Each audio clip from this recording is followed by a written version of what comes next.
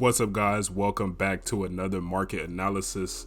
Welcome back to another breakdown. We're going to be covering from the 16th to the 21st. Now, this market analysis is live inside of the Discord. If you guys don't know, you can join the Discord for free. There's a public version, right? It's just you won't have access to the mentorship, but you can still have access to the community and still be able to network and talk to other traders like yourself. All right, so this market analysis is live right now for my Discord group, so they will be asking questions here and there. We'll be covering those questions as they go, as you guys can see right here. Now, let me go ahead and get a quick chat with them real quick.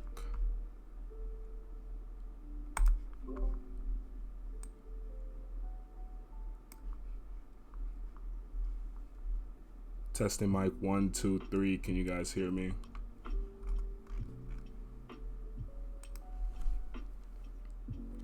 All right, good. What's up, guys? Hope you guys had a good trading week. It's Sunday already. Finally, time for the markets to open again.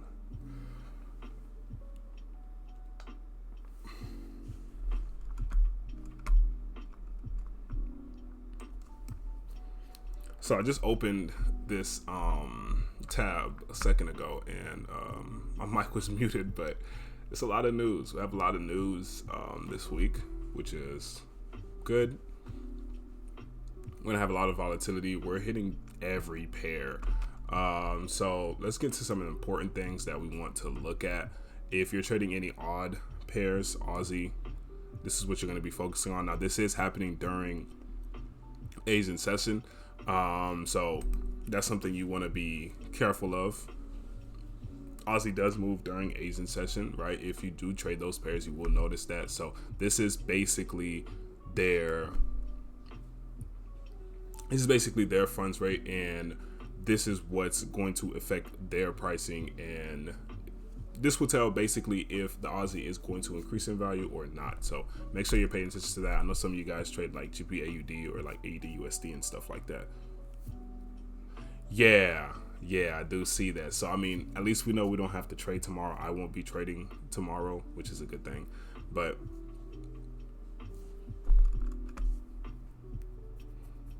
so tomorrow, yeah, it's gonna be slow. Tuesday really gonna be the start of the market. On Tuesday, we can see we have some pound news early in the morning. Then we have CPI for the Canadian, which is going to be something important to look at. We also have Trump speaking that day, and then we have New Zealand coming out with their interest rates and everything like that. That's going to be something to pay attention to. Tuesday is a really big day. And then we have Wednesday, we have CPI for the pound, right? And then we have more news for the Aussie later that day. Thursday, we have unemployment claims, and then we have more news for the Aussie. Looks like Aussie has a lot of news this week. And then Euro has a lot of news on Friday with the flash services and everything like that.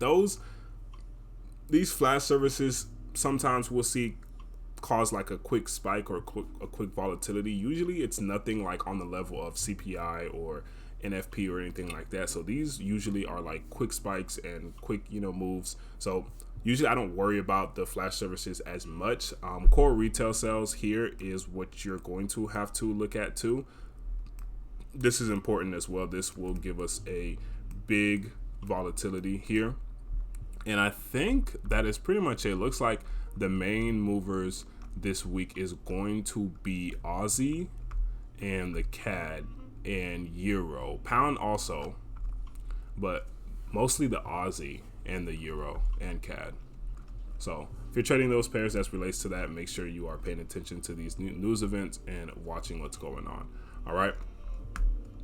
So we're going to first start off with DXY. And as I'm doing this, if you guys have the music, let me show you. It's jazz music.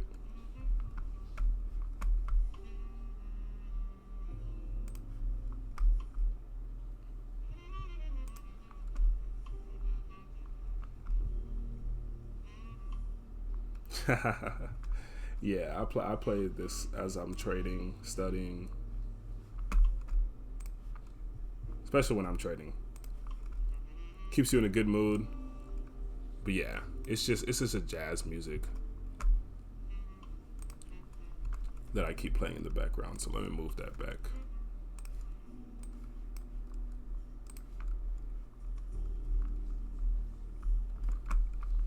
All right, as I'm going through this, guys, I'm gonna start with DXY, and I'll go through some of the main common pairs that I usually go through, and you guys could just suggest what other pairs.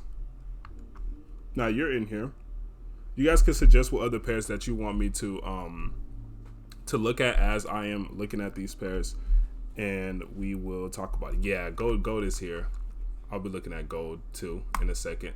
So let's start with DXY first. And let's talk about what we're thinking for the dollar. So here's where we're at currently on DXY on a higher time frame. We can see we do have potential distribution going on right here. We see the market is creating a range at this area. Now, we were targeting this imbalance zone. This was my target for this market, and we got here. So we completed that objective. Now we may retrace back a little bit further. You can see that we are within this reaccumulation right here, and we've gotten some bearish movements to the downside. We see that we're starting to see bearish market cycle, right? Starting to see bearish market cycle. Here's our last mitigation. The market goes lower, so we do have a distribution right here. Now this distribution can take us lower. But I want to see what we do here. I want to see if we're going to get more reactions within this area. If we see the market is holding this area and we're failing to continue this bearish momentum, as you see here. So one thing I want you guys to look at is the daily time frame here. So you can see the start of the bearish momentum. Look at the daily candles. So if we see these daily candles continue to give us and close bearish, then we're going to expect this market to continue lower.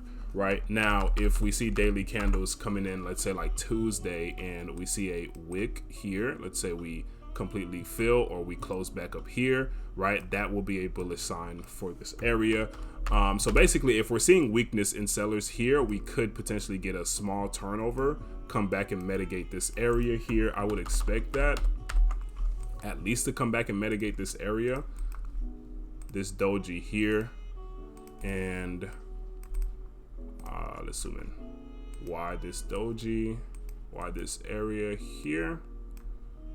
Here's our manipulation, our last manipulation that took out liquidity, being Asian highs right here.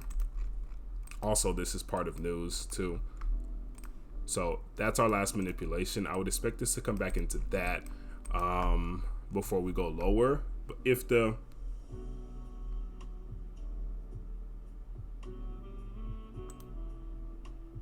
your USD is bullish, DXY is bearish. They're inversely correlated. So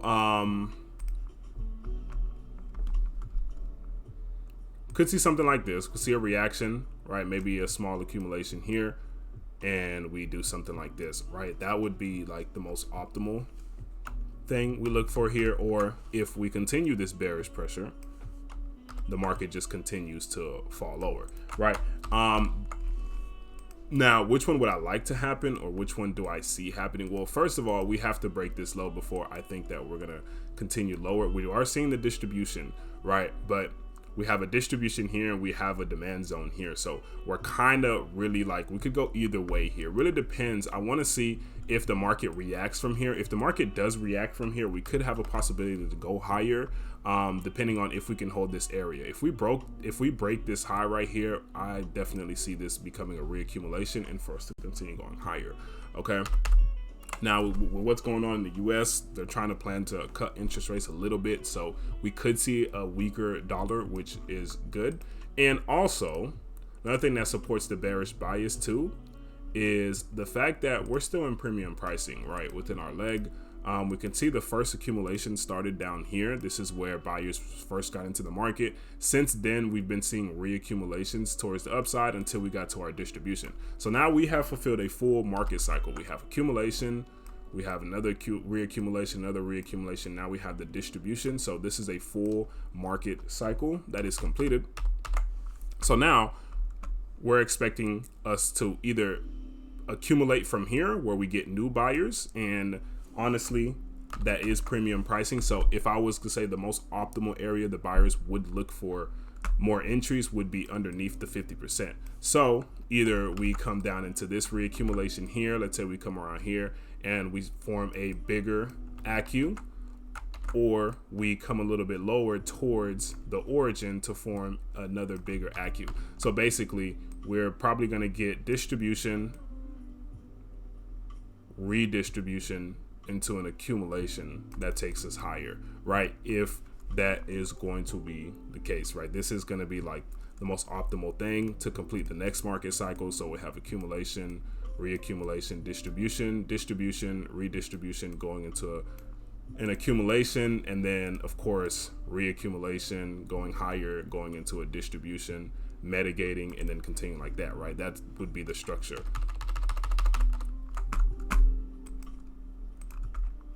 But yeah, for this week, this is going to be the main thing we're going to look at. We're going to look at this area. We're going to be watching this area here on DXY and this area here, right? If we break this high, I could see us continue higher to take out these highs here.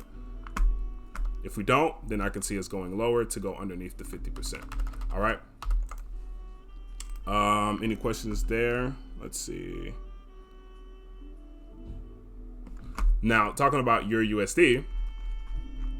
So you can see here, the reason why we've been bullish on your USD is still because of this change of character right here. We can see that the market was in a bearish market cycle, which technically we still are, right? If we're looking at it from a bigger time frame and looking at it on a daily time frame, you can see we have this huge distribution here, and here is our bearish leg to the downside, right? Ever since we finished that last mitigation. Now, following that, where's our last leg? Here's our last major leg, right? This is the last manipulation. Since this manipulation, the market has been trending lower. We haven't gotten any manipulations past that, except you can see an internal one right here. This was the latest area that we mitigated before we continued lower. So you can see the market was continuing its bearish order flow right here, right? As we're continuing lower, we went down. Before we made this BMS here, you can see we have a manipulation. The market continues lower. We pull back, we mitigate that, and it continues lower. So now we have broken and we have invalidated that. So because we're invalidating this bearish order flow here, that tells us that we potentially have buyers getting into the market around this price. And we are approaching a very, very, very huge institutional level down here. You can see the market reacted from here before in 2022. So do I see the market coming back down here? We could potentially see it. Right now, no. I think we go higher before we come back down, and that'll let us know how far lower we will come back down to later in the future. But since we got this change of character right here, we are expecting a reversal. Right, we're expecting a reversal. We're invalidating bearish order flow. So this is why we were looking for potentially your USD to go higher. You can see we drew the fibs. So this is our new bearish order flow here. And then we have going into potentially a new high, right? That's going to take us into this area right here, which is going to be an important area. So two things can happen here. Honestly, we can break this. I can see us breaking that zone, but this is still a high probability area. We still have not ever mitigated this manipulation here. So we can still get a reaction, right? Remember what I told you guys about looking at these areas and looking at reactions. So even though we're looking for the market to give us a reversal, so let's say we're following this order flow, right? We got the change of character here, market tapped into the 80. Now we're seeing a market cycle back toward the upside. We're seeing here manipulations that CPI gave us, invalidating PPI, invalidating other news events, and we're seeing the market is reaccumulating and going higher, right? With that being said, I will continue to buy this into this area, right? We will continue to buy this into this area. Once the market gets into this area here, this is where we want to start looking for potential selling opportunities, potential hedging opportunities, because now understand that looking at the order flow, low, high, low, potentially new high, don't be surprised if we get a distribution here, come back, mitigate, probably CPI or any areas right here, and then we get a push. That'll still continue following our order flow. Nah, it's all right. It's okay to put files and stuff in there. You're good. So this is something that I can expect here on EU. We can see a distribution in here giving us a pullback to mitigate within our order flow here and get a push higher. I do expect this to at least react here and potentially give us a distribution from this area, from this supply zone. So hedging opportunities would be the best to look for here. Let's go and zoom in and see what we can find. So I would honestly need to see a manipulation underneath these lows before we look for any buying opportunities. Let's get a manipulation. So let's say market comes lower, we see an accumulation underneath here. You take that higher, this accumulation, take it higher, that'll be your hedge into this potential sell opportunity right here, where we will look for a distribution or any signs of weakness from here to take this lower, and that will complete our order flow, right? We'll have low, high, low, high. Expect this to be a pullback, maybe into like 50%, and then we get another push, right? That would be the way I would want us to respect this area. Yeah, that's what I'm expecting for EU. Any questions on that?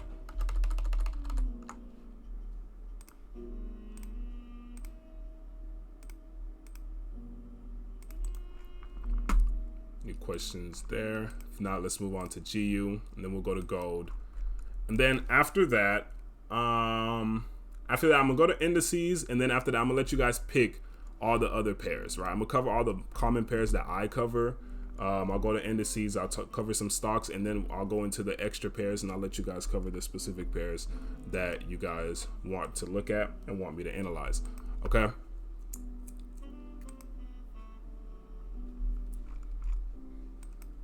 I see GA, so I will keep that in mind.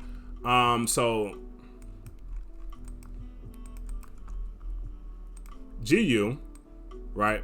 The supply zone here that got mitigated right here. You guys can see we had the reaction, market comes back, and we give another small reaction. The main thing here is this was our first mitigation, right? This was our first mitigation right here on GU, and you can see the market gives us some rejection from this area. Even though the market is breaking this area, you can still see that even if you would have took a trade from here, guys,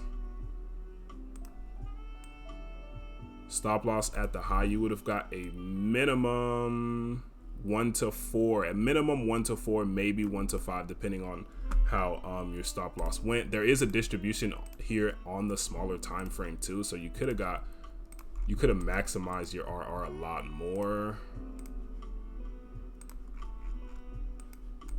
There's a distribution right here. So you could have maximized your RR a lot more on this area. But the main reason why I'm saying this is even though the market is breaking this supply zone, you can see that we respected it first. So you could have still took a winning trade here, even though we invalidated the POI, right? This is what I mean when I say look for reactions within your point of interest. We're at least looking for the market to give us a reaction and give us a push in the opposite direction for us to get at least 1 to 3, 1 to 4, 1 to 5, right? Take those simple, easy trades, right? Those bread and butter trades, take those trades if the market is going to give it to you. We don't need to always be looking for the market to make new lows. Okay. So with that being said, we were expecting GU to continue higher anyways. The reason why is of this weak selling pressure. Even though we reacted from the supply zone and we got a reaction, the sellers are weak, as you can see here. Let's go to the daily time frame.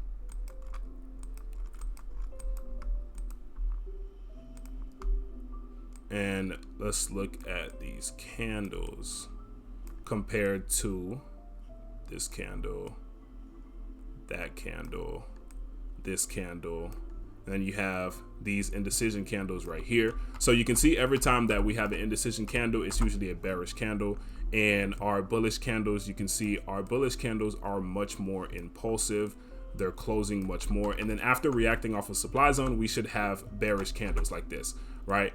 Look at the difference in the candles. This is why I say, when I say look at momentum, look at these bearish candles. Look at these bearish candles, and then look at the bullish candles. You have one bullish candle that almost engulfs two bearish candles here on a daily time frame, and then you have another bullish candle here. So basically, it took us really two main candles that covered all of this selling pressure right here.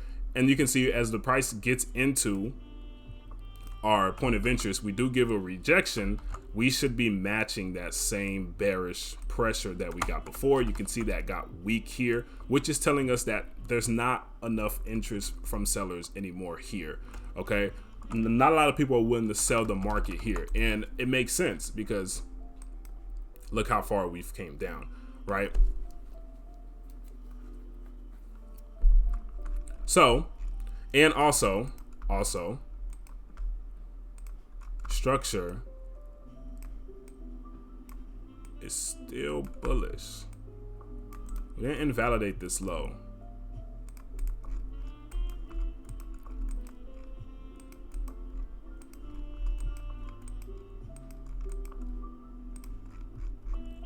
So on GU, it looks like we got the mitigation of this accumulation here.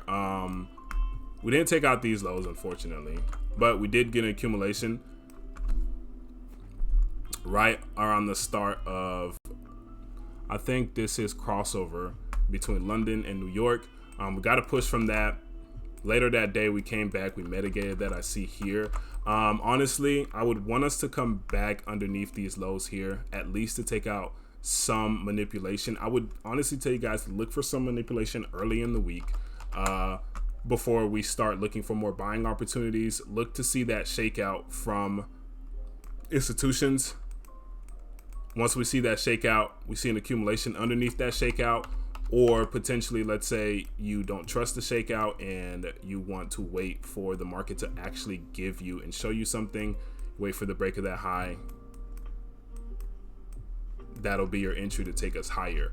I would be confident in taking GU higher, just not right here. Right here, we're in no man's land, so we need the market to create something. That's why we look for the shakeout. That's why we want the manipulation. We want to see some type of interest in buyers. So in any accumulation, reaccumulation. So let's say we just continue higher and we create something during Asian. Say we get a manipulation to highs. I see a lot of people taking trades like this, right? Let's say we create Asian highs, get a manipulation, get your mitigation, market goes lower for a little bit. Going into, let's say, New York session opening up, we might see an accumulation come out that invalidates this price action. This will be your entry to take higher, right? Something like that. We need to create something here since we are not inside of any demand zone, and taking a trade from here. If I was to take a trade from here on directional bias, my stop loss would have to go underneath this low. So even though I would honestly still need this market to create a shakeout and give us a pullback to the downside before taking a trade here, or creating some type of demand for us where we see interest in buyers right here in this area. So we are definitely looking for buys on GU. Target is going to be this supply zone here. This is the supply zone that mitigated the news from election day. Okay, you can see we have a confirmed redistribution here. There's an accumulation on lower time frame. Here's our manipulation, and the market continues lower.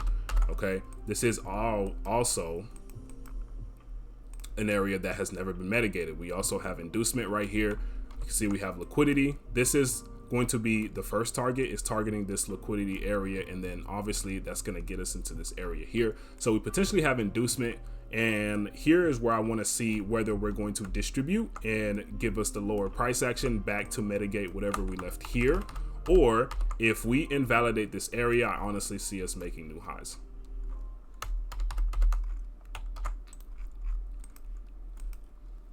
Any questions there? You guys have anything that you want to point out on GU? You have any different analysis? Now let's go to gold. Gold, very interesting gold last week. So I did take some buys on gold here last week in this area where I was telling you guys I took some buys after CPI here. So after we manipulate these lows, and seeing these two candles right here is the main reason why I took the buying opportunity here. You can see we have this being our manipulation lower, and then we have the engulfing candles taking us back higher, creating our accumulation, right? So we have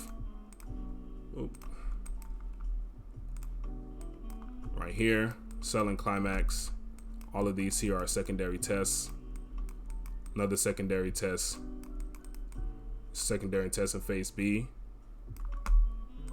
manipulating all the lows. And then you can see why this here is a type 2.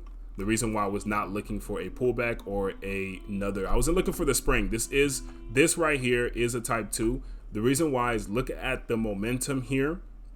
And the reason why we weren't looking for another drive, another spring, is because of this momentum, right? So we can see the engulfing candles that's pushing us higher, telling us that this is where buyers really got into the market.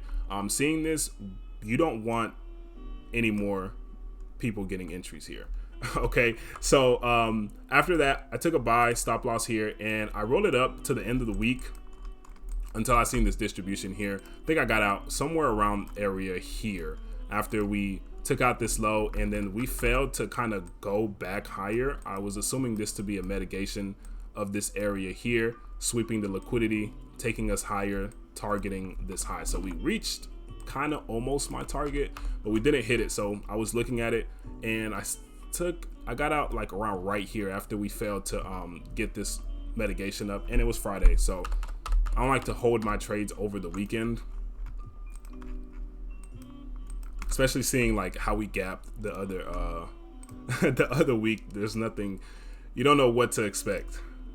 So yeah, I don't like to hold my trades over the weekend. So I was looking to get out of that. I was hoping we hit take profit, but we didn't. So I got out around somewhere right here. So now looking at this, we did leave liquidity. I don't like the fact that we didn't take out this high, but we did leave liquidity. So at least we have some type of good news from this area. This here is the mitigation, right? So this is where I'm expecting this market to react. If we don't react from right here, I could see lower prices down to, let's go down to the 1 hour time frame.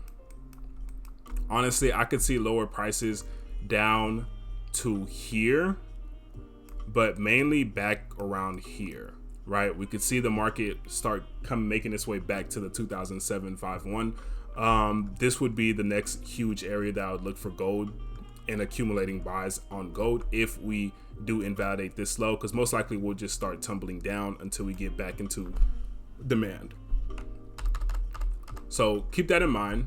Keep a lookout for that. That would be a very healthy retracement. As you guys can see, gold has been going in a bullish market cycle for a while. Let's see when the start of this was. For 57 days, 60 days. And this will actually, if we do get this pullback, this will actually be our first pullback within this push to the upside.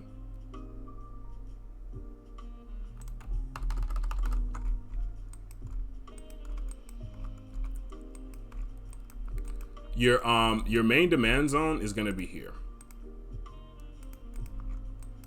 That's going to be your main demand zone. This is going to be the most optimal area to look for buys. If you're not confident looking for buys here, anywhere inside of here, you're going to be looking for accumulation, right?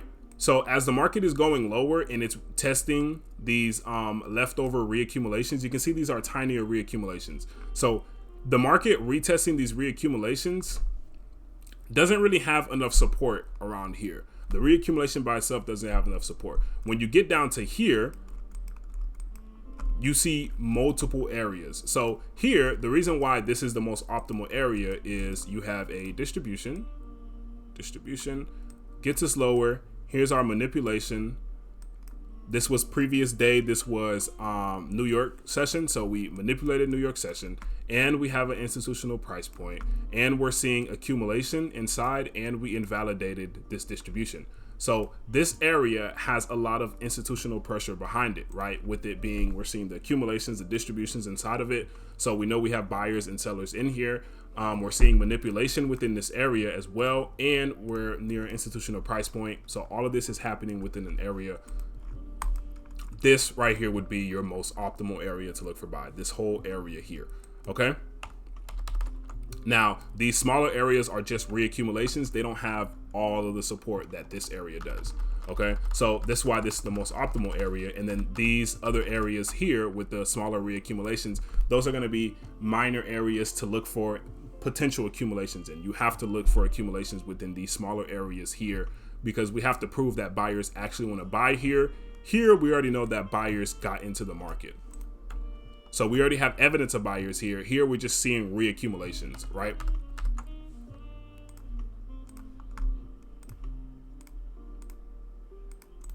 Reaccumulations are continuation moves.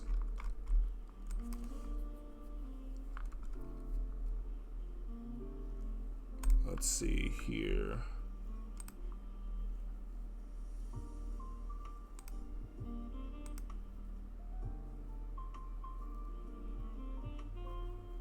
Yeah, this is going to be the first area here, right? Don't worry about down here. This is where we're going to worry about first. This area right here. If we break this area, then you need to start shifting your focus to this area here. And also momentum as well. Watch how momentum is going in this market. You can see, look at this daily time frame. Let's go here and let's talk about it. So look at this daily candle. One candle on Friday has invalidated most of this price action already from one candle, right? Now, in a bullish market, that's not something we want to see, right? That's the first candle like that out of all of this here. Okay, we're seeing blow. We're seeing bullish momentum candles, and we have this candle right here at the top of the market, right? Understand that we are at like the highest prices, right? We're at all-time highs. Every time gold makes a new high, it's at all-time highs. So there's no judging where this market can reverse from. So we want to see it go to the institutional price point. That would be the most logical area for them to start distributing orders at, but doesn't mean it has to, or it's going to be a smooth ride up there. Okay. So with that being said, just be cautious with this. And this is why I'm saying, if we continue to see bearish candles like this, I would expect us to continue down into this area here. Now, if we have this bearish candle and let's say Monday comes in and we get a doji, and then Tuesday come in and we get like another doji, or you see the momentum is slowing down from where this gave us. You see how this gave us this bearish impulse candle. These next daily candles, if we see that they're weak and the doji, and we're seeing dojis, then most likely than not, this is gonna start reversing back, okay? So watch the momentum and watch to see how we continue to play from here.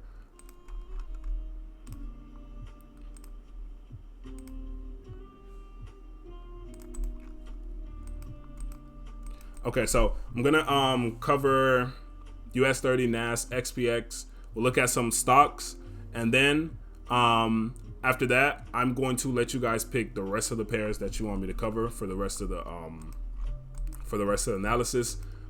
These are already here if you guys want me to cover these, but I'll let you guys just pick individually since you guys are here. But so US 30, quick analysis. Nothing special so far. We're still kind of in this range right here. I do expect this to continue higher. We do see that CPI did give us a impulse to the downside, right? So we had this low here. This was the open of the week on Sunday that we invalidated all of these lows right here. And zooming in, you can see we have an accumulation on the lower time frame. Let's go down to the 1 minute. Boom. So here's our accumulation here. Here's our selling climax, secondary tests in phase B. Here's our spring. Boom. Get an impulse move to the high. Okay. So here's your spring here. There's the mitigation of that. And the market goes higher, right? So here's our accumulation. Next day, we have a clear impulse to the downside again. It's a manipulation. Boom.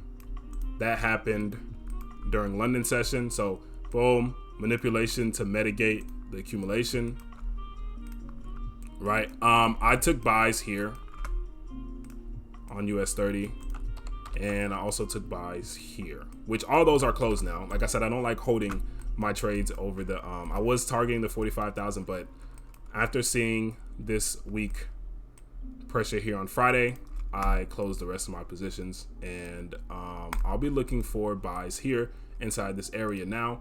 So we have once trading view. There we go. So we have the accumulation, we have the mitigation right here. So this is going to be the next area that I'm going to be looking for buys. We also invalidated CPI as well, showing that this was just a manipulation of these lows. So CPI is still in play. That being said, any directional bias play that I take from here, on the larger scale, my stop loss is going underneath CPI.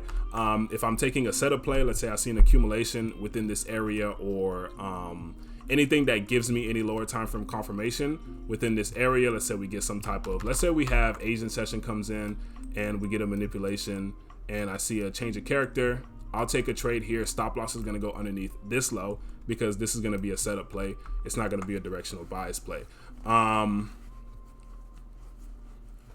of course, if we break this low here, this is going to be the last area that I'll look to see if we get anything within this, because we can still mitigate overall CPI, right? This is our main manipulation here that took out these lows. So any longer term play that I'm taking from this area, any bigger, large stop loss will go underneath here. Any smaller time frame play, let's say, you know, I'm just looking for anything on a smaller time frame, I'll be looking for inside of here. Stop loss is going to go here. Okay.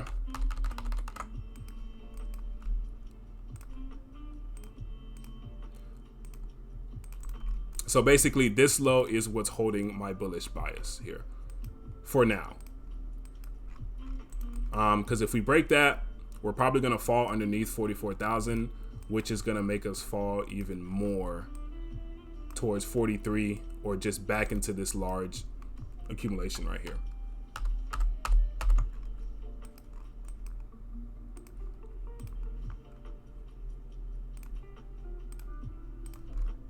So yeah, I'll be watching US 30 for buying opportunities here, and we're near institutional price point as well. Let's go to NAS. NAS, new highs. Yeah, new highs on NAS. We can see that we have CPI. This is going to be the main area that I would look for the market to come back into. Okay, so keep a lookout on CPI. This is going to be the main point of interest for the next move.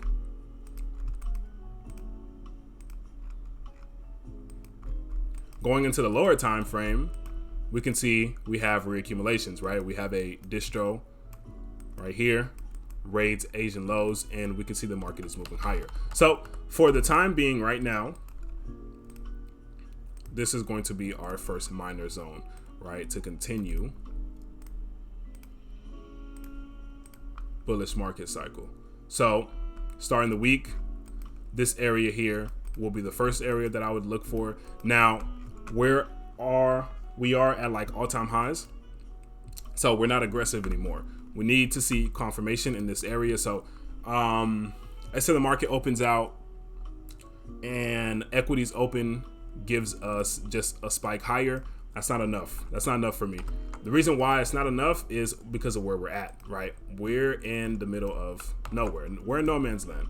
So we have to see buyers actually show themselves. So here I will demand to see like accumulations. I will demand to see a manipulation. I need to see certain rules at these highs for us to continue being aggressive and taking buys towards the upside, right? For us to continue following the momentum, okay?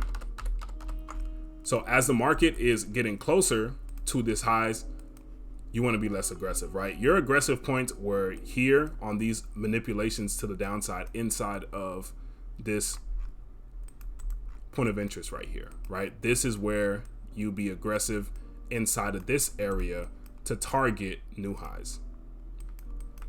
Okay, once those new highs are met, your aggression level should go down. Same thing for XPX.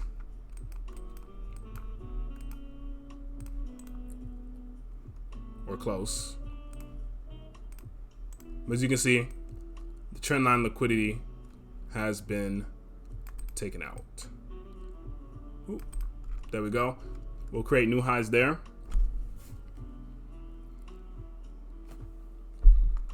Bullish on XPX as well. Here's our manipulation.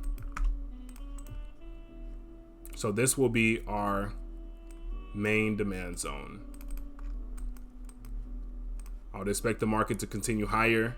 And once we get that distribution of orders, start seeing the market fall, this is where we'll look for more buying opportunities. Okay. All right, so let's look at some of these stocks. Nvidia. Hold on, let me go back to Tesla real quick.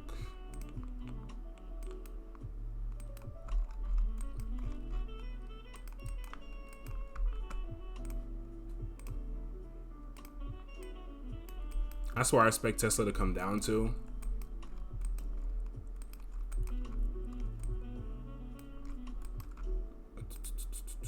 Nvidia is bullish right now. Nvidia is most likely going to make new highs these next couple weeks, or maybe these next couple days. You can see we're filling up this gap right here. Boop. We're still in bullish market cycle from this low to this high. We have pulled back into the 50%. We have an accumulation, so that is enough for us to push past and give us a new high here on Nvidia. Apple is also pushing higher. We can see we have our latest leg from this low to this high. We also pulled back within the 50%. And now we're potentially getting a new leg. Okay. So pretty simple here on these couple of stocks. And okay, so now what pairs do you guys want me to cover? Give me the specific pairs you guys are looking at for this week. I'll start skimming through some of these for the time being, and I will look to see. I know GA was one of them. Let's go to GA real quick. I haven't looked at that pair in a while. And then any questions you guys have about the analysis or why do I choose some certain areas, please let me know. I'm done with my main analysis, so we can do a little bit of Q&A, look at some pairs, and try to get as much information out for you guys as possible and help you guys out with your analysis for today. Now, GA.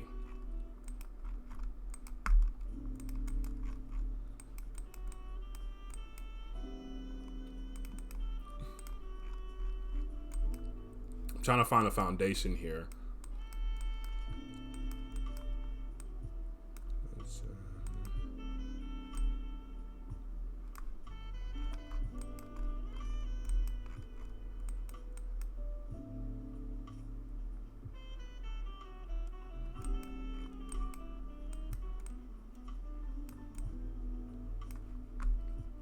Jesus.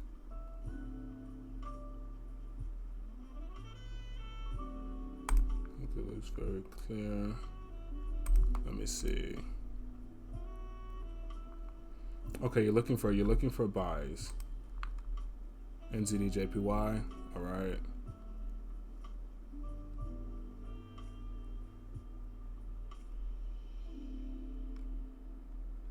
Okay.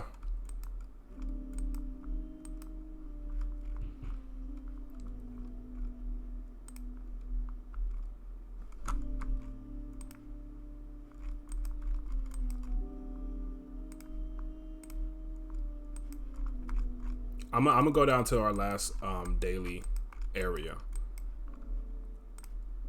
which is gonna be from here to this high. This is going to be our daily bias, right?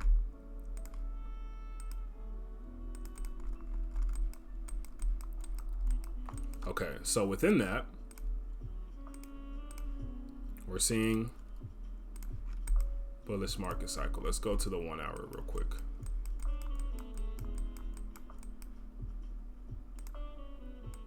Breaks this low, manipulation, market reacts, high. I mean, this time we don't come back down to down here, but I do see that we're within this leg right here. Okay, here's our leg. I don't like we have liquidity here. I like that. Go back to the daily time frame. We look at some of these candles. Okay. But yeah, the main thing I don't like is I don't like this liquidity down here. So we do have some momentum, which is good. So after getting beneath the 50%, we do have some momentum. Let's keep going. Let's see what's going on.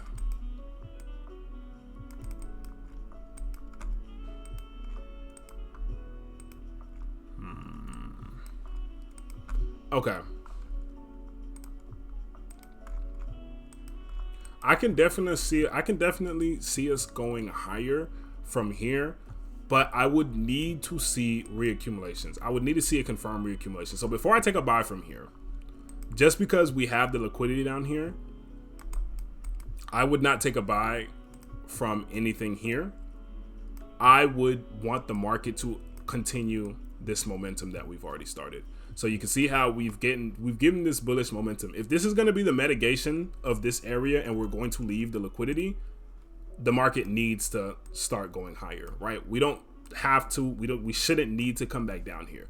If you see that we're coming back down here, most likely we're going to take out these lows, which will probably get us down into the 80%, which is going to be your most optimal area to look for buys, but doesn't mean we can't take off from here. If we're going to take off from here, I need to see a reaccumulation. So I would need to see, we do have a reaccumulation right here. So basically this is exactly what I would want to see, something like this.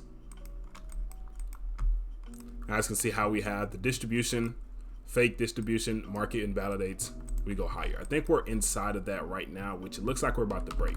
So next step, honestly, would be just seeing an accumulation right here that takes us higher to take out this high, right? If not, if we see the market continues breaking down, most likely than not, we're going to take out these lows.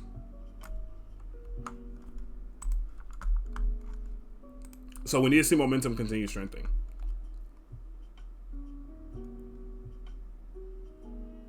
Yeah, we do have pound news this week, so we can definitely see that, but that's what I would want to see. I would want to see this market continue pushing towards the upside, continue this bullish momentum. I don't want to see us try to go down and mitigate this area right here.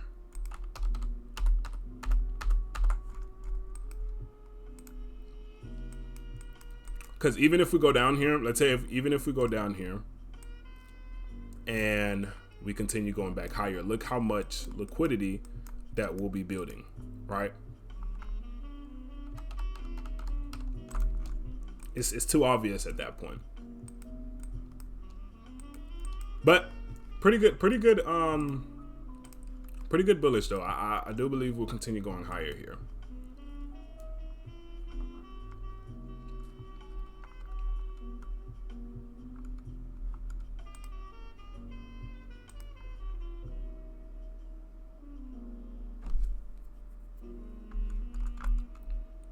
I think NZDJPY was another one. Let's go to that. Boom. I also feel that less imbalance with a huge volume. I think that also shows the current volume. Hold on, let me see.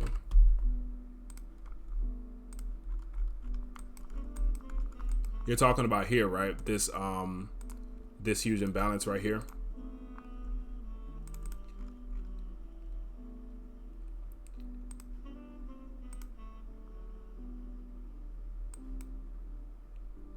Or you're talking about this imbalance right here.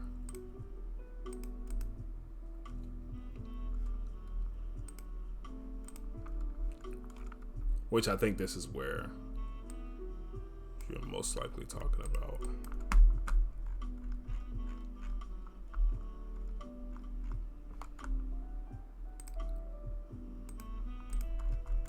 But let's go to NZDJPY in the meantime.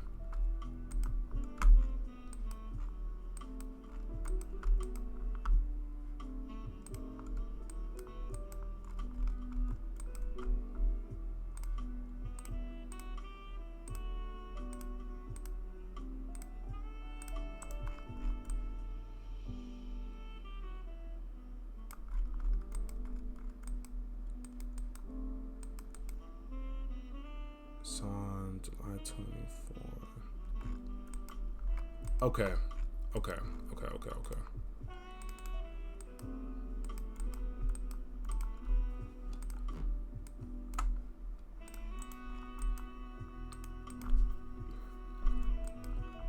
All right, NZDJPY is in premium pricing, right, on the higher time frame, as you can see here.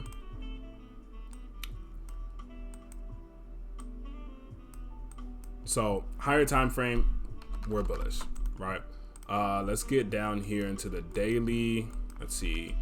Last daily leg would be coming from these lows right here. And we have this huge. That's most likely from that's most likely an economic. I have a hard time saying that word. Economical move. Let's see.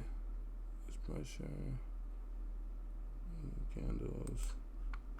I'll drift into the supply and balance to get the last bullish move. How could they eat up all the supply and balance? So I don't think we should evaluate the origin off that 4-hour move. So that order block should react as a slingshot.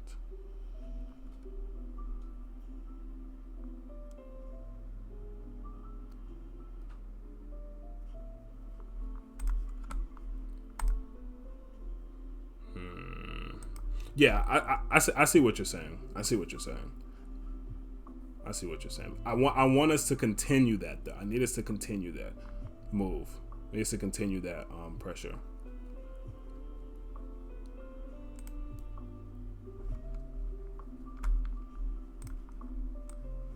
That's what he's looking at. Yeah, I need us to continue that pressure. So we have this bearish move, right, to the downside. And then we have, you can see starting from here, we have the doji, fills this imbalance right here. We mitigate here, nice. Okay, underneath these lows, there's liquidity though. So we mitigate here, that's nice. We're seeing we have impulses. You can see we have bullish candles, bullish candles, bullish candles. And then also we can see that these bearish candles are weak, which is good. So this is why I say I need to see us accumulate here and turn around. I don't want to see more bearish candles going down here, because of the liquidity. All right, I don't want the liquidity to be a magnet for this, because we can come down here and we can get a spike underneath these lows and then immediately reject back to the upside, which will be our liquidity rate. All right, liquidity rates isn't always slow. Sometimes you will have an impulse. And remember, we have news this week, right? That's another reason why I'm telling you to be careful. We have news this week. Okay, so News is the easiest excuse for manipulation.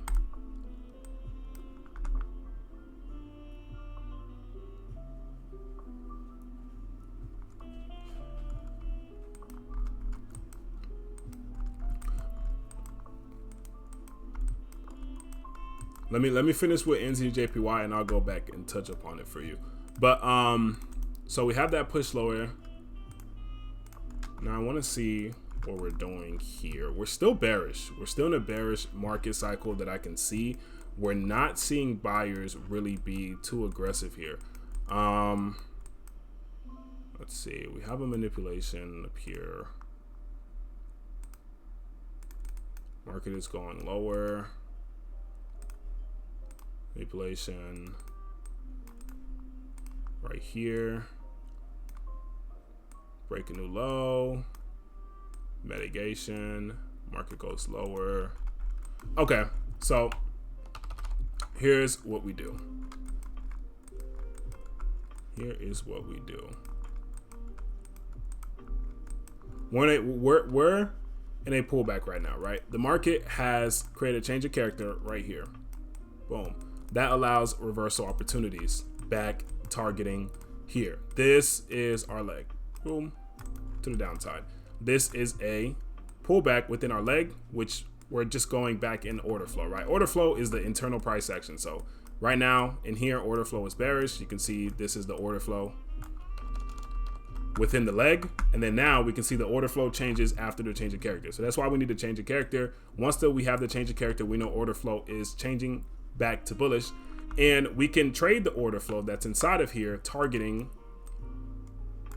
the high of our leg, right? So what I want you to do here, so after this change of character, what do we see? We have manipulation of liquidity down here. We need a obvious break of these highs. So I would wait for us to get an obvious break, right? We need to actually come above these highs and sit above here. And then we look for a pullback, and this is where you're going to be looking for your next trade. After we create this break of market structure, of course. And then your target is going to be taking out these highs, targeting this area, which is our last mitigation. And if we break this area, then this will be an accumulation that I would expect to turn us over, probably get a retracement, and for us to start going back higher and start filling this price. If we break that high. If we don't break that high and we react off the high, then we're going to continue going lower.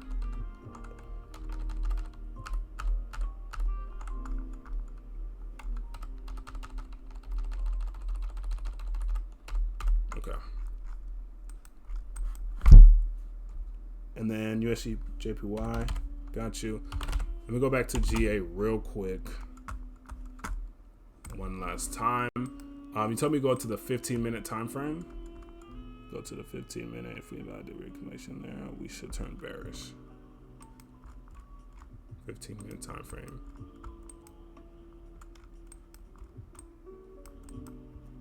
You're talking about this reaccumulation right here.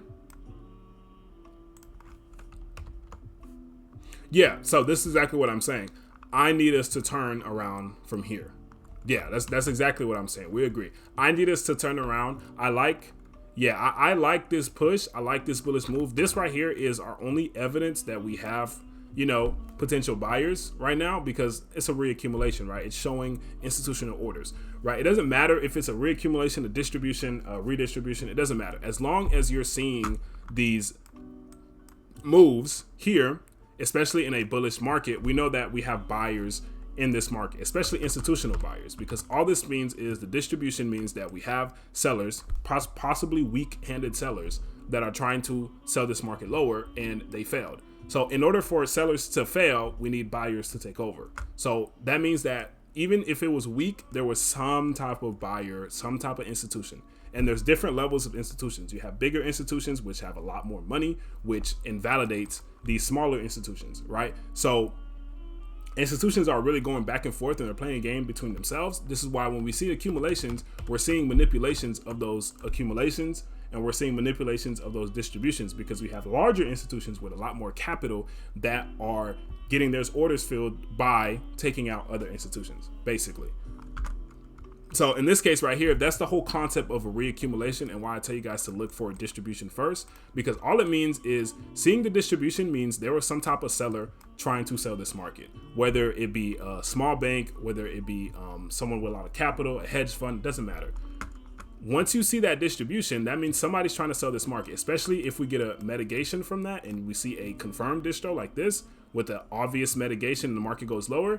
Once we turn around, that means whoever this person is, this hedge fund institution, has a lot more capital to invalidate whatever these institutions were trying to do here, which is why we look for the mitigation of this here, because we know that buyers definitely had to get into this market to take out sellers.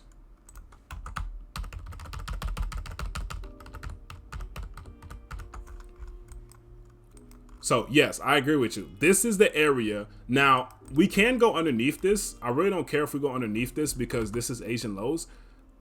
I just don't want us start going towns here. So let's look at the, let me look at the fibs real quick. Anywhere here is good, right? As long as we're maintaining and we're looking right here, anywhere right here is good. It's if we start getting impulses, bearish impulses to the downside, right? That's when I will expect us to take out this low. But if, let's say, we're continuing this weak selling pressure like this, this would be the start of the accumulation that I'm looking for. The market has to start the accumulation. The accumulation would start like this, right? We need to see a range. So either way, the market has to create a range for me before I look for any buying opportunities. We need to see the market start ranging out. Liquidity being built, liquidity being taken. So something like this is possible as long as we're keeping the weak selling pressure, right? As long as this weak selling pressure continues like this, you're good, right? What I don't want to see is impulse selling pressure, right? Because if you see impulse selling pressure, I don't want you to try to take a buy from here. I would honestly not do that and look for these lows to be taken.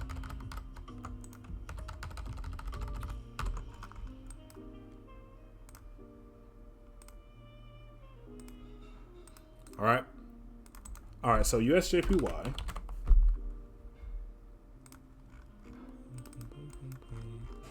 Which is bearish right now on order flow.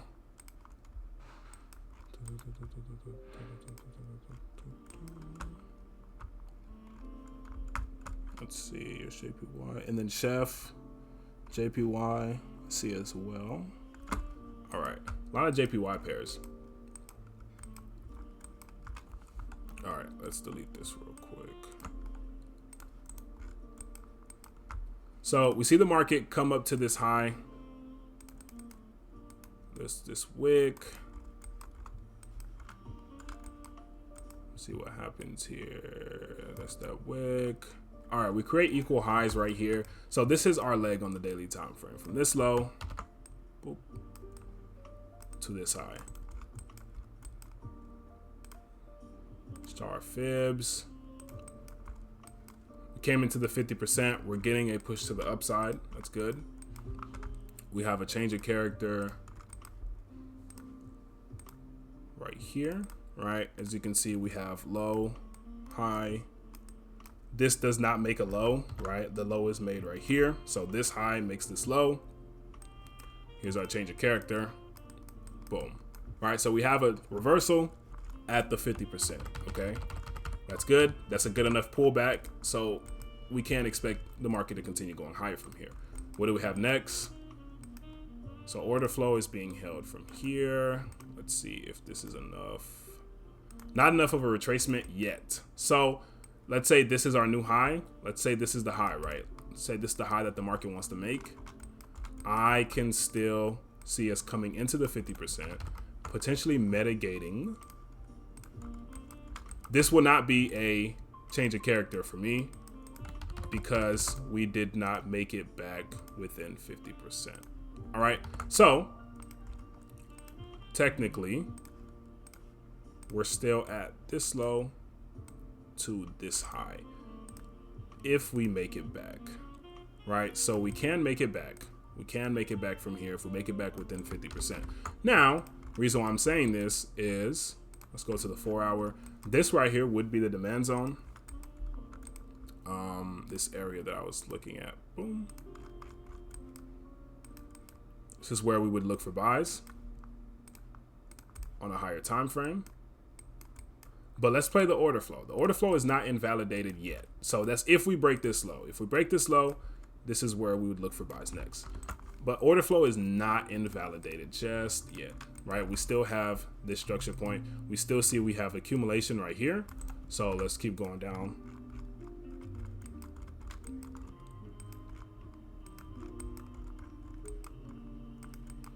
Right, we have an obvious manipulation. So we have an obvious accumulation right here. We're gonna keep this one simple.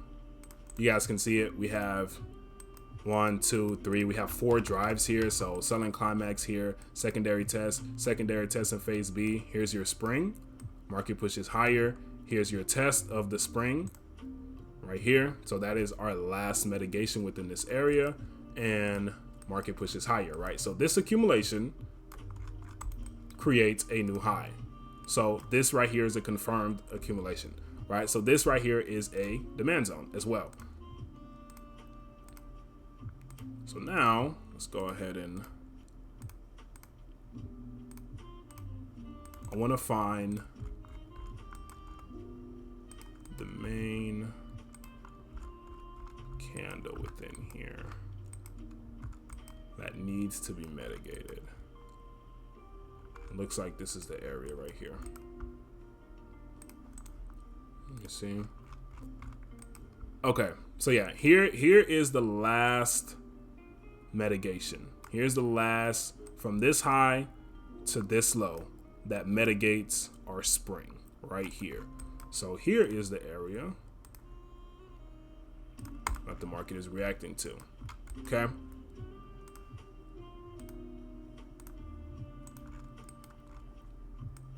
Boom. On the opposite side as well, we see that we have an accumulation here. We also have a distribution here.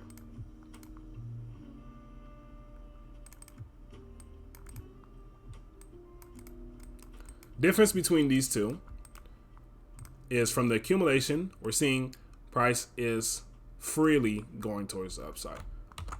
With the distribution, we see that we are struggling a lot more, which puts my bias more towards looking for buying opportunities. So now zooming into this area, how are we mitigating this area? What is going on here? First thing I see is that we are creating some price action, right? So we do have this high creates this low,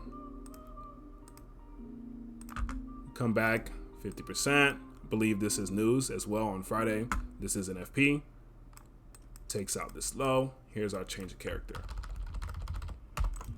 So this being our last manipulation here, boom, liquidity, here's our manipulation. This is where we look for buying opportunities for now. Okay, so this is where we're gonna look for buying opportunities right now. Friday, we have, let's move lower. Now, first thing we would want to see is we need a change of character, right? Once we get the change of character, you can start looking for entries. Okay, understand we can go down a little bit more, so this is why we need to change the character, and you would follow this price action lower as you would follow regular. So boom, we have the high, we have the low. Say we pull back and we just mitigate here and we continue lower, that is fine. So we pull back, we mitigate here, continue lower, that's okay. Once you see this, once you see that move that invalidates this structure, that is when we know buyers are coming back into the market. So once you see this move here that invalidates any of these highs, so if we continue going down, once you see that move, you wait for the pullback, last mitigation, and we take it higher just like that, right? That would be within this area. So this is what you need to look for right now. Look for buying opportunities here. I would not look to sell it right here. Only time I would look to sell this or look for selling opportunities is when we break this low. When we break this low, you can take hedge sells. So I would advise you to take a hedging sell opportunity just in case, because most likely than not, if we break this low, we'll probably go a little bit deeper to the downside, coming down into here. We still have a chance of buying within here. Like, so let's go all the way back. The market still has a chance of creating an accumulation down here. Let's say we do go lower. We still have a chance of creating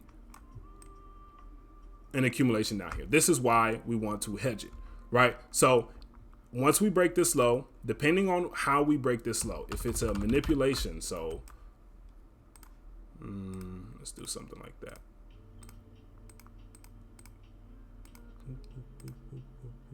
All right. So once we break this low, or if we break this low, right, this will be the second scenario. If the market just continues going lower and we don't see any buying opportunities here, depending on how we break this low, if you see a quick reaction after that, most likely it was a manipulation. It depends on that momentum and that candle, right? I can't predict it now. We'll have to wait and see how it comes out. But if you see that we are barely breaking this low and we're rejecting, this area is still strong, right? But if you see that as we're going lower, the market is just falling to the downside. If you're seeing momentum is towards the downside and we break this low, I would advise you looking for a potential hedge sell towards the downside into here, right? Because this is where it started. This is where the original change of character started, mitigating our overall leg. So if the market is going to buy out of the 50%, this is it. If we break this area, we're coming to the 80.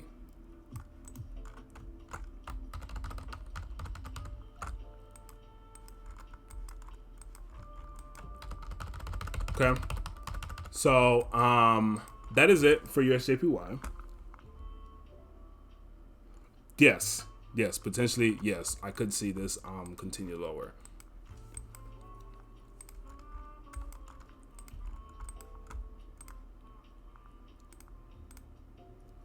But right now we're just talking about technical analysis. As the economical analysis comes out and we get more news coming out, we'll know exactly what to do. But for now, just based on what we're seeing, what do we see? We're seeing accumulation has given us a push.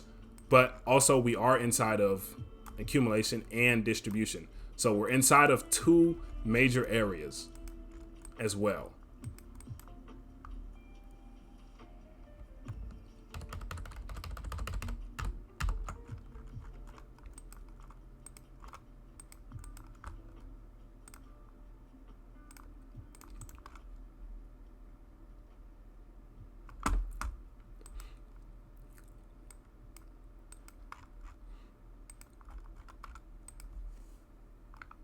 Yeah, but the thing is, JPY does plan to increase their interest rates, but also that won't make a big difference to the USD/JPY chart if DXY is also weak as well.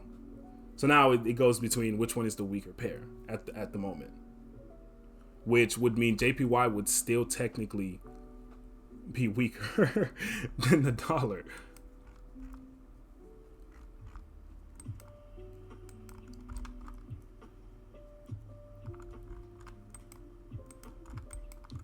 So if we see the dollar continue going down, we'll see a weak dollar and we're seeing interest rates come higher for the JPY, most likely we are going to push lower. But you gotta understand that doesn't take immediate effect into the market like that, right? It doesn't take immediate effect into the market. Most likely you're going to see a range come out before that, somewhere within here, before we get that long-term move. Before we get a long-term move on this market right here. So honestly, I can see us coming down into this area. Down here, this will be your most optimal area. This is why it's in blue. And right now, if you're looking for trades right now, this is your area here. When we break this low, caution, right? Caution, because like I said, I don't like taking two mitigations off of the same area. So if we come back down here, most likely we're going to continue lower. Okay.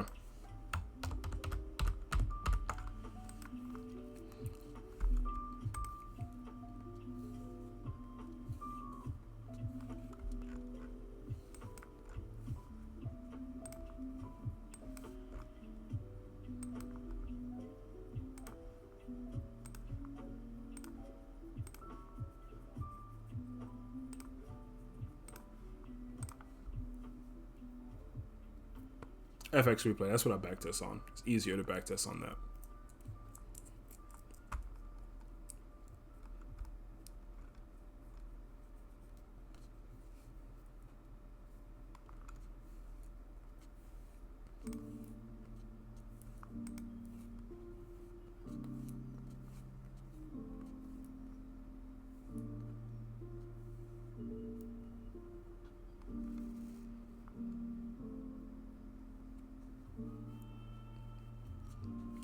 Well, I don't trade JPY pairs, so that's on your due diligence to do that. If you're mainly trading JPY, you want to be looking at the JP. So you see how I'm looking at DXY is because I'm mainly trading USD pairs. But yeah, we could look at the JPY. I already know what's going on JPY. I know they're increasing their interest rates, which is going to create a stronger JPY. Yes, that works. But DXY is not too weak right now. We see a distribution on DXY, but you understand it's USD JPY. And then also you have to look at the price action. I love doing economical analysis, but you don't want to place your bets on what your economical analysis is saying because it hasn't happened on the charts yet.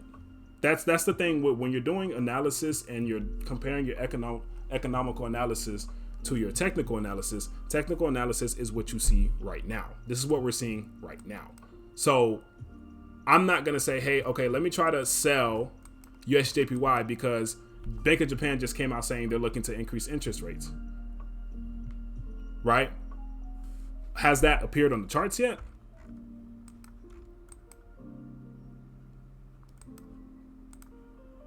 That's what you need to ask yourself. So now, let's say, boom, let's say market goes lower and we see a change of character, and I know that, USJPY, or I know that JPY and I know the Bank of Japan is increasing interest rates. Now I can be more confident because I have a technical analysis that is following the economical analysis, right? You got to trade what you see, not what we think.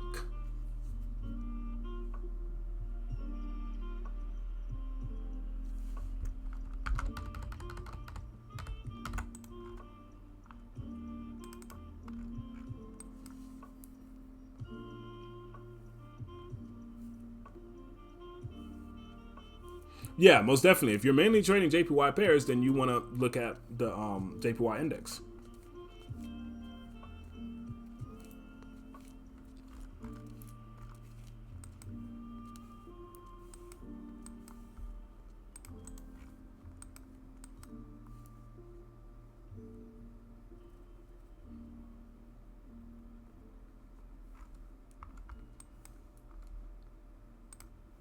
When did you you said last week when you called longs, right? This is last week, right? This is Tuesday the 10th.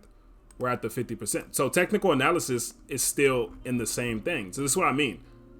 Like, yeah, that's cool, but you don't place it directly on that, because you're saying you called the longs, but I could have easily taken a long on USJPY without looking at any economical analysis, because where we're at the 50%, right? After the change of character, or even inside of here, seeing the accumulation on the lower time frame, taking a directional bias.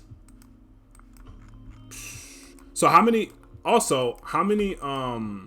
look at it right here. Go on lower time frame. Here's your reaccumulation right here. Here's your accumulation on lower time frame.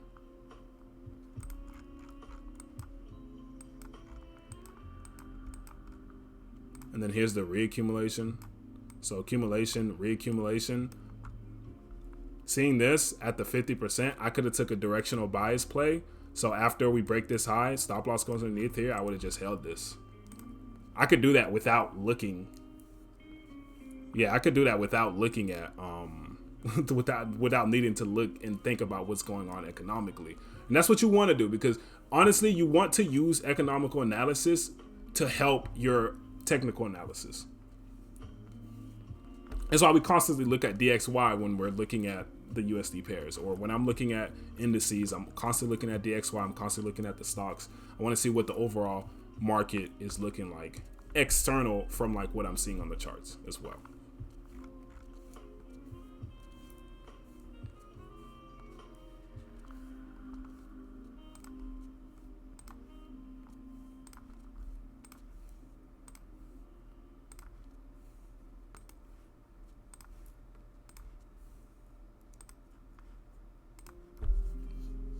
In the meantime, let me know if you guys have any other pairs that you want me to cover while we're doing this Q&A.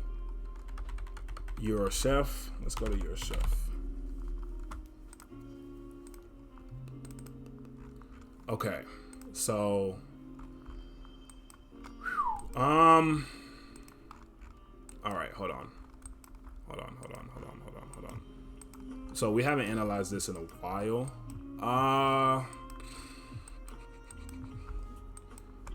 Order flow. Start deleting this. Order flow.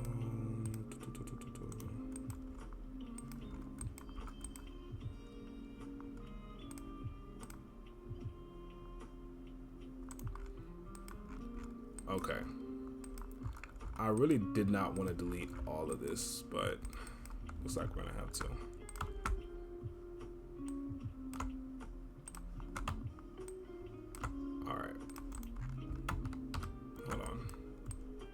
No, we didn't hit any of those. Okay, that's fine.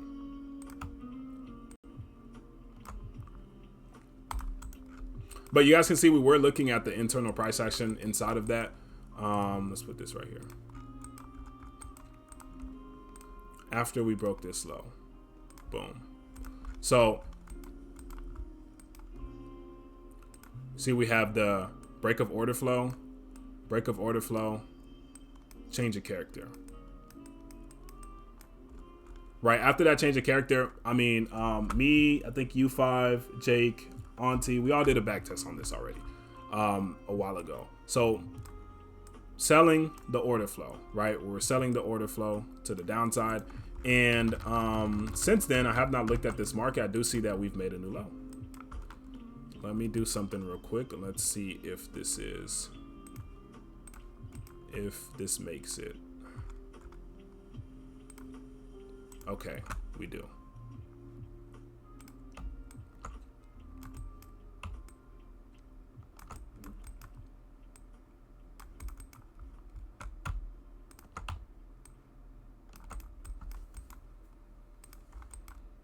This pulls back into the 80. Pulls back into the 80. This was the last mitigation. Right here. Let's go. Let's look at the specific manipulation right here.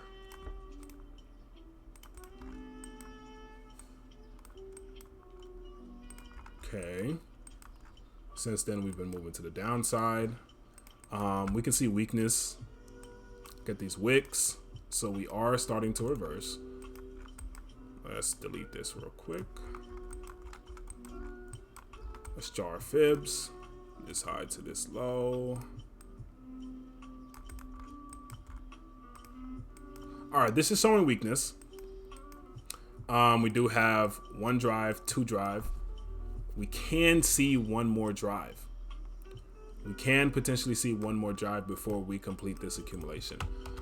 Just keep that in mind. Just keep that in mind. Now let's go to the 1 hour time frame. Let's see what the 1 hour is looking like. Where is our leg structure? High. Low.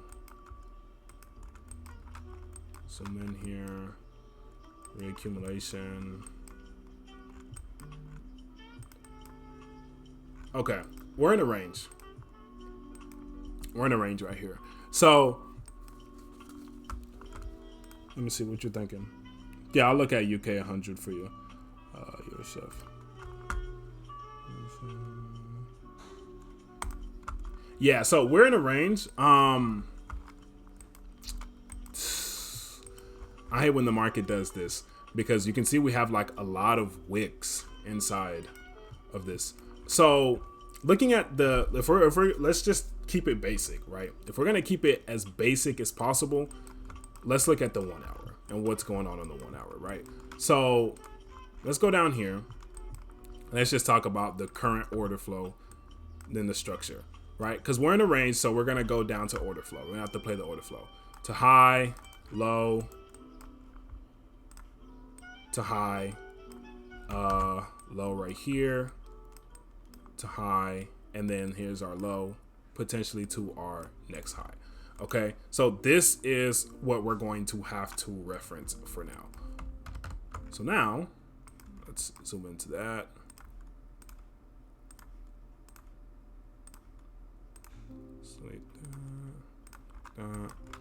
Boom.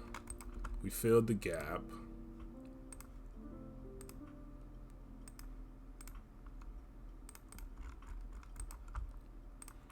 That's the manipulation lower. Boom.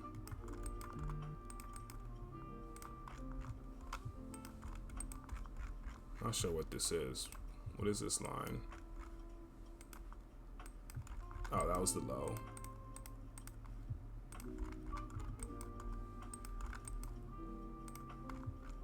All right.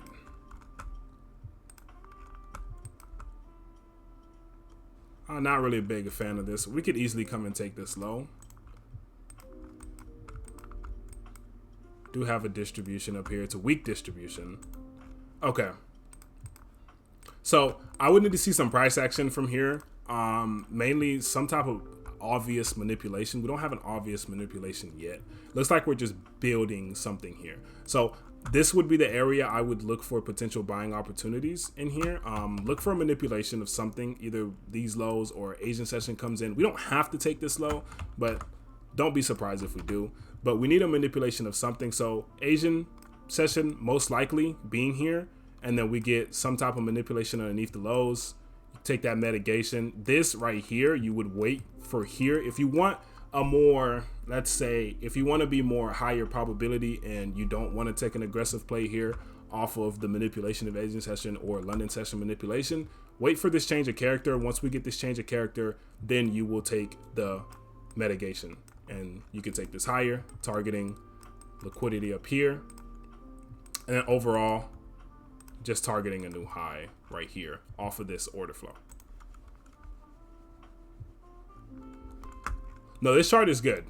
This chart is good. We was marking up this chart for a while, and it honestly played the way that we marked it up to play as. So we haven't looked at it in a while, but it's a good pair to back test, especially over here.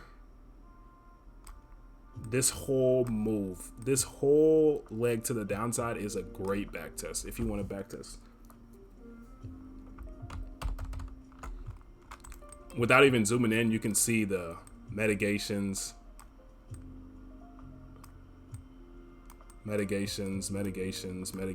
right? the redistros. So it is a good pair to back test. So UK 100.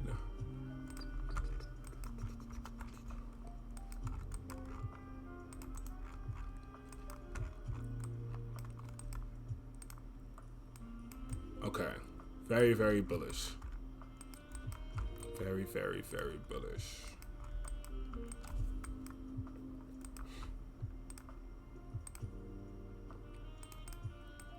All right, so here's our main range.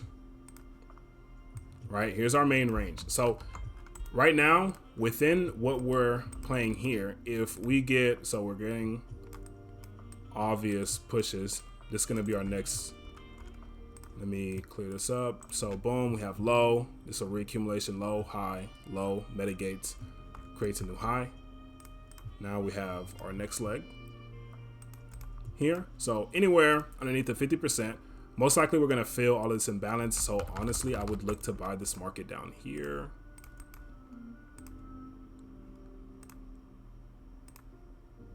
Boom, within this demand zone. Look for buying opportunities here. Continue this bullish order flow, continue that bullish push. Right now, if we invalidate anything here, so let's say the market goes down and let's say we invalidate this low, I would look for redistributions targeting here. This is where I expect us to come to before we get another accumulation, possibly for a while. You see how long this accumulation took. So we could get another long-term accumulation before we get another impulsive push to the upside.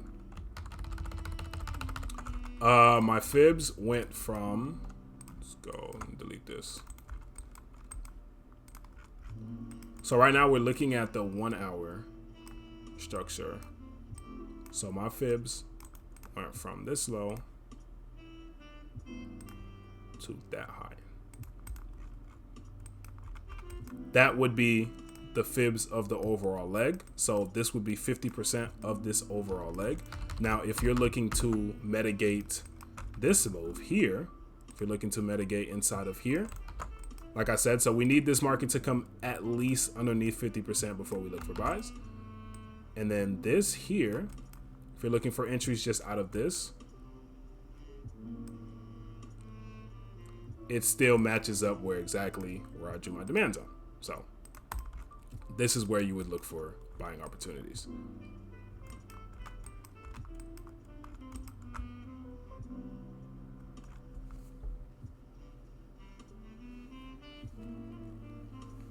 Well, it depends on why you're drawing your fibs. So I drew my fibs here. This fibs here is not the same as this fibs here. This fibs here is for my leg, right? This is for my leg from the low to the high of my leg. So I know where 50% of my leg is at. So this is underneath here. Anything underneath here, you're looking for buys. Right now, if I'm drawing my fibs to calculate where I want to buy within an area, this is where we draw it like this. So within this area here, within this area here, this is where we would look to buy, right? So the fibs are for two different reasons.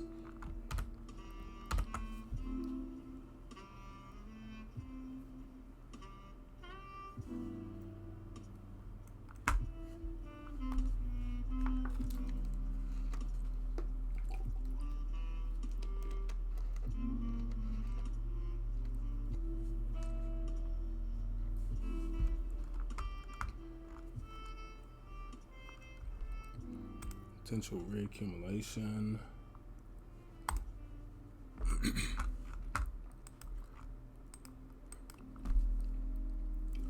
That's pretty much it for me, guys. I'm gonna let you guys have any more questions, anything else that you guys want to talk about, any other pairs before I stop the recording.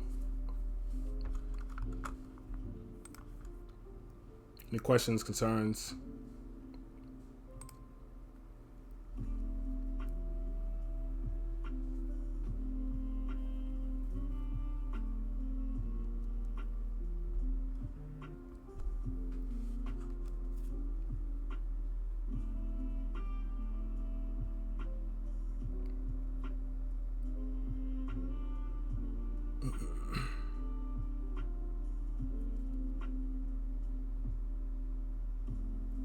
When I put limits on the 80%, you're saying 80%, like 80% of this area, right? 80% of this area? Yeah. Honestly, I would set my limit to the 50%. And then the stop loss down here. You could basically, what you could do is you could take 2 trades here. So whatever you're risking that you usually risk, your average risk, just cut it in half and take an entry just off of this area. Since we're following directional bias, we're in a bullish market structure. Cut your entry in half, right? And take your first position at the 50% of this area. So because you're mitigating this whole entire area, so take your position there, and if the market comes lower and you're seeing an accumulation inside where the 80% is at, then you can take your second position there, right? And then if, let's say, the market does not give you that accumulation, right? Let's say you don't get accumulation or you don't see anything and the market goes lower, then you only lost half of what you would have risked, like your average risk. You could do it that way. And then let's say the market does come down here and it just mitigates and you're going higher. Now you still have a half of risk that you can put on this market. So you could probably take a reaccumulation or something as the market is going higher.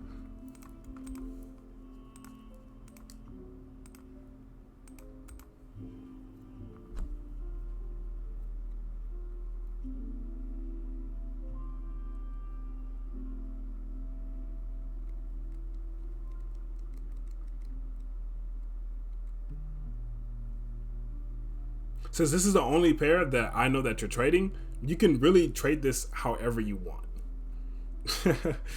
You can trade this however you want. It depends on, you know, what your risk is and how much you're risking. Something I'll do, like if I'm only trading like US 30 for that day, I'm allowed to use yeah, I mean, hey, if I'm only trading US 30 for a day, I'm allowed to risk 2%. So I'm allowed to lose 2% within a day. So if I really wanted to, I could take 4 trades, 0.5% risk. So that gives you more cushion. So you have more opportunity to be more aggressive on it. You could just put 0.5% risk here. If you take a loss, you're only down 0.5%. I still have 1.5% that I could continue to risk for that day.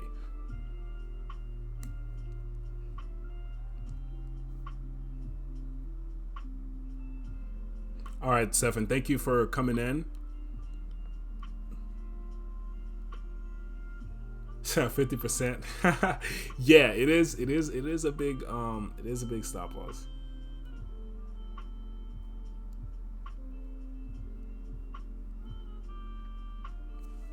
Let's go to Euro USD. I did cover it already, but I will cover it one more time for you before we close it out. So we are looking for buys on Euro USD. Simply put, change of character that we got right here gives us the opportunity to look for reversals. So now we have this low, which creates this high, right? We have low right here at the 80%, mitigates the 80% here, and we're seeing the market is going back higher, and we are creating bullish order flow, and we're creating bullish price action. So we see here that we have CPI, which gives us this manipulation lower for this day, and since then we have invalidated all of this New York session price action, which this right here is NFP. So that tells us that the market wants to actually go higher.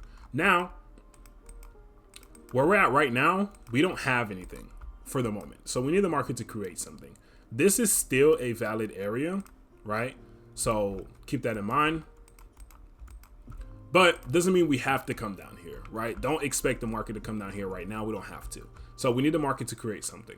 So what I said earlier is at least I want to see a manipulation of Asian lows. So if we can get a manipulation of Asian lows down here, get us back into this area, and we see an accumulation, you could take a buy off this accumulation here. And if you want to be safe, you can put your stop loss underneath these lows right here. Or if you want to be aggressive, you can put your stop loss here. Honestly, with this case right here, I would be safe. Put your stop loss a little bit further, put it underneath these lows right here. And then that could be a safe play to take target this supply zone. And then at this supply zone, we would look for distributions. So the goal here is for you to get a buy that you can take into a sell. So that way, if we get a buy opportunity here, and let's say the market gives us a distribution and you get a distro and you get a sell from here, now it doesn't matter. You're covered for the week. You can do whatever, right? So now if the market continues lower, you have a sell position active, the market continues higher and you get stopped out, your buy is going to cover for that. And you can take this higher.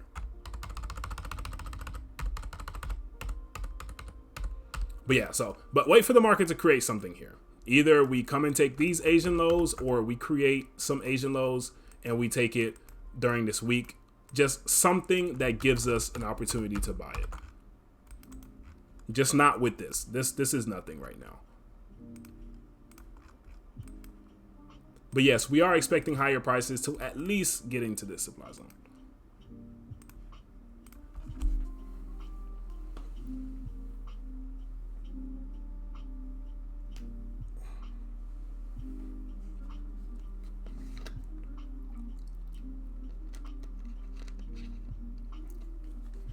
No problem, man. Thank you for tuning in. Is there any questions? It doesn't have to be. It doesn't have to be market cycle. I mean, it doesn't have to be market like analyze related. You guys have any questions on any of the concepts or any of like these areas? If you're not understanding why I'm choosing certain areas, the fibs or anything like that. So any type of question is welcomed. Before I close out. Anybody struggling with anything? Anybody needs help with anything? Trading plan wise, psychology wise, anything like that, please let me know.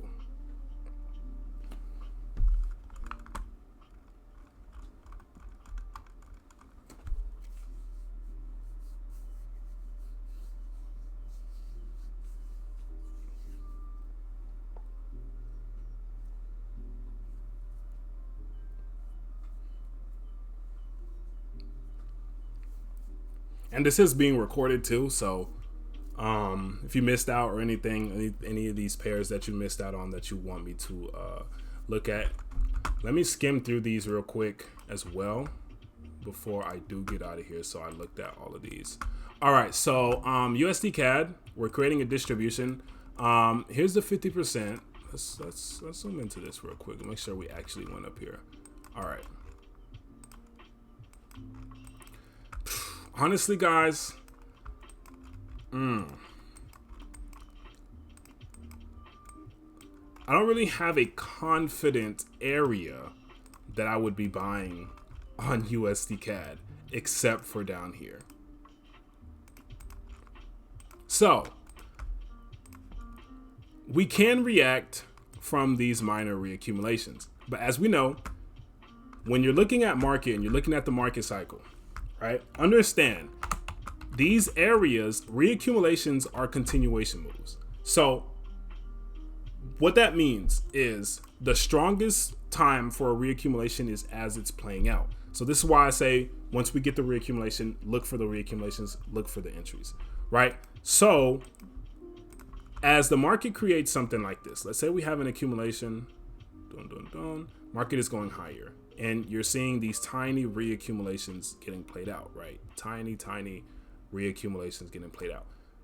These are the entries for these reaccumulations, okay? Once the market goes higher, and we start distributing orders, these are not higher probability, right? These smaller reaccumulations are not higher probability. Why? Because the market cycle has changed. We're distributing orders. So now, most likely, you're going to see the market react from this area, and we're going to redistribute until we find demand that is strong enough to bounce from, right? Most of the time, these reaccumulations, especially these smaller reaccumulations, are not going to be enough demand because they're continuation moves. Okay, so what does that mean? That means the reaccumulations, see it as like extra orders being added on. These are where the main orders are added on to. This is where the biggest institutions got into the market. These reaccumulations are where extra tinier orders are getting added onto the market, or it's because of these orders right here that is fueling the price going higher. Okay.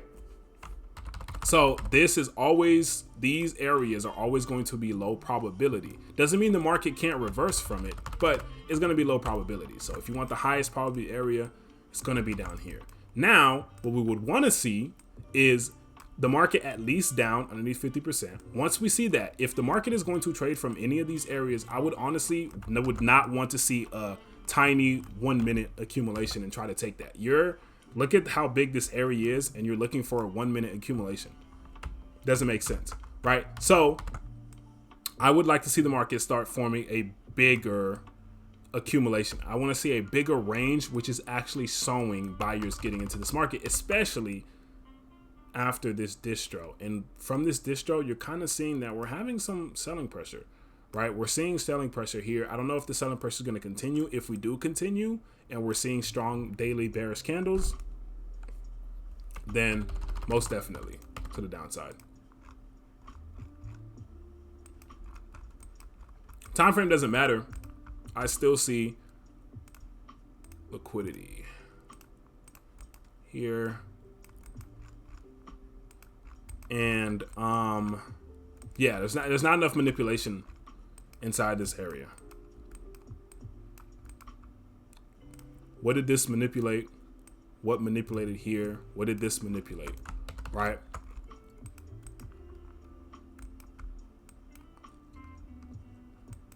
You're talking about up here? Right here?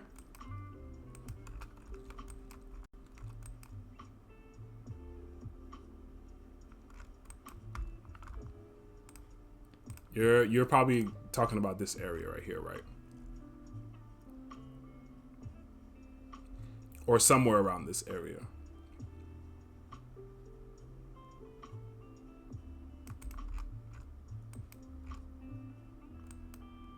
Higher here.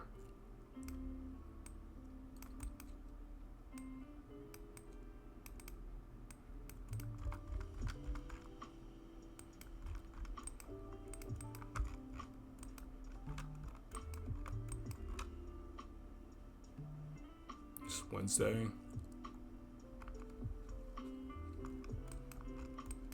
Wednesday the 11th. What is this? Is this news? It's 9.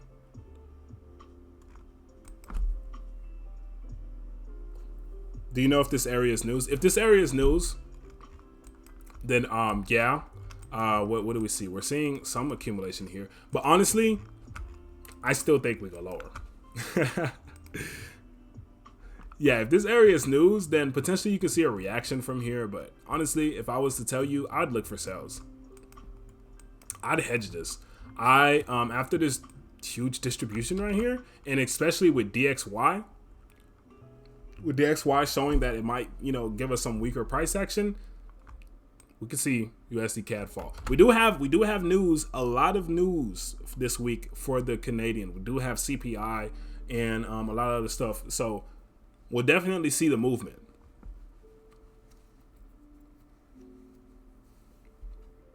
But after this distribution right here, I believe we can get an accumulation right here into a redistribution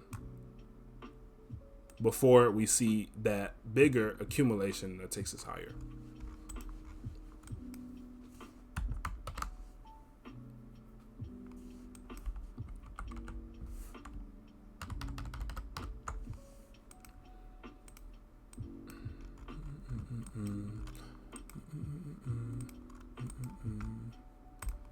Change of character did not hold through. We failed to make a new high.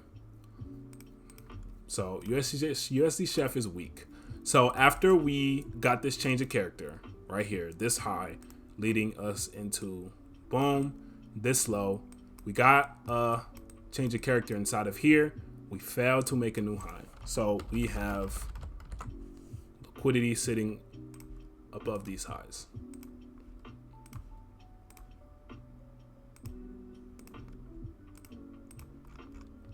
So same thing with USD Chef. I would look for selling opportunities until we get into here. Here being the most optimal area. Redistributions, right? The same way we look for confirmed reaccumulations, you're going to look for confirmed redistributions, right? Of course, if we pull back, we have to make a low first. We have to make a new low right here first before we pull back. And honestly, I don't want to see us pull back right now. We have too much liquidity above here.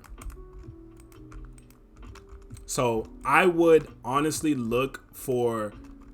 So basically, what I'm saying is, if the market comes into here, I would not take a limit order sale right here because there's liquidity above these highs, right? I would rather want to see redistributions, and I would rather want to see us continue going lower. So as we continue going lower and we're seeing accumulations, you want to take the invalidation of those accumulations. So once we invalidate some sort of accumulation, you take the mitigation of that, you take the market lower. Okay, this is how we want to take these trades to the downside.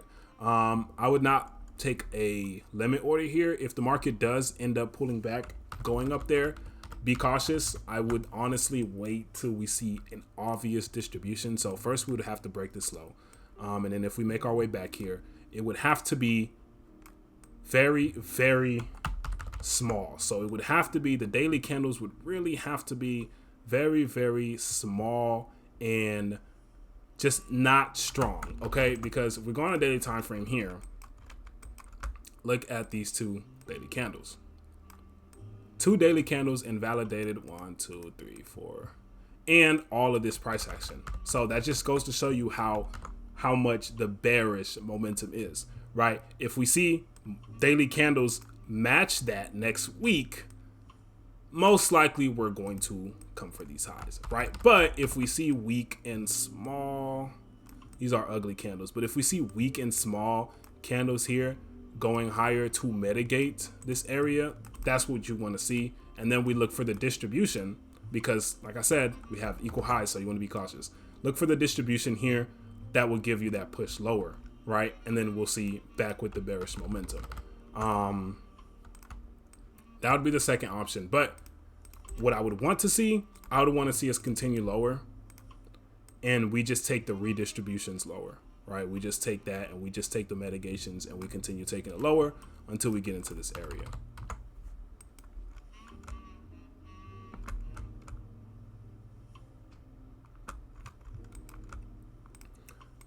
Okay, hold on. One last ACAD. Still bullish on ACAD. We're still at the 50%. We're still creating some price action. Looks like we're going to get a change of character here. We finally went underneath these lows again, which is good. We took out all this liquidity. We do have an accumulation here, and I can see this area is most likely going to be your demand zone. I'll just put it right here. Let me look for the open of that. It looks like there's London session.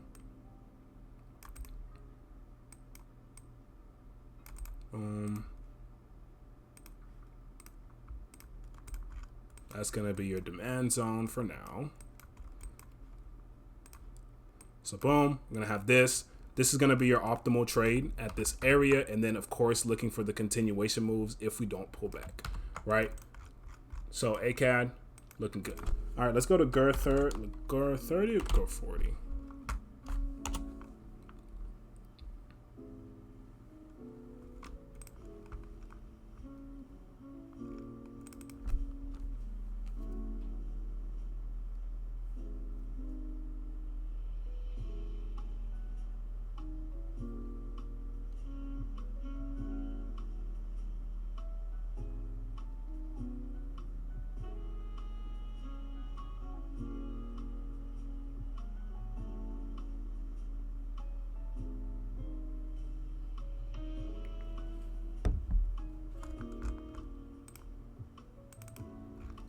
I really don't know what's going on.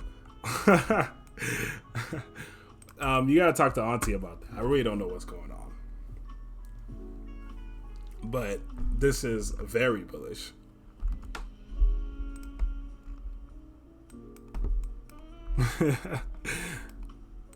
Economy looks very good right now.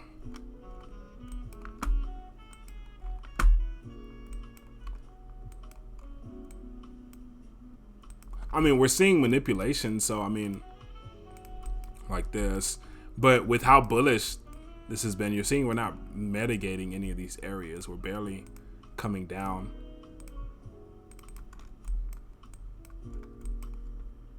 But these manipulations are actually very nice.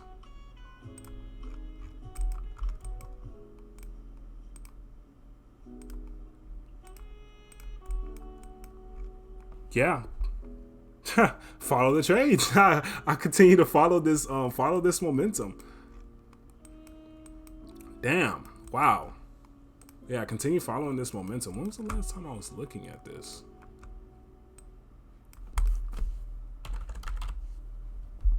I don't know if it was on another one. No. I think it was here. I probably just deleted my analysis for it. But now this is actually very, very bullish.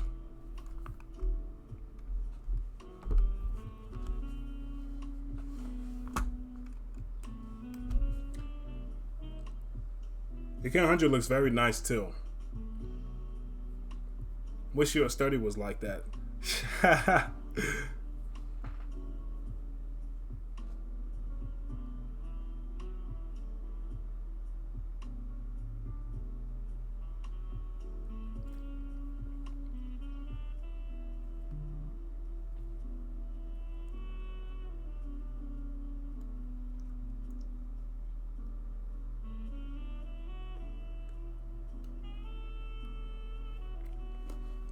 But yeah, so that is pretty much it for me, guys. If you guys have no other questions, I'm gonna end the recording here.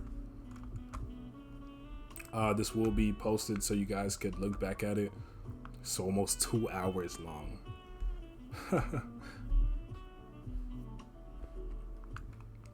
So when I want to go back and look at the live call, I will have it posted here shortly for you guys.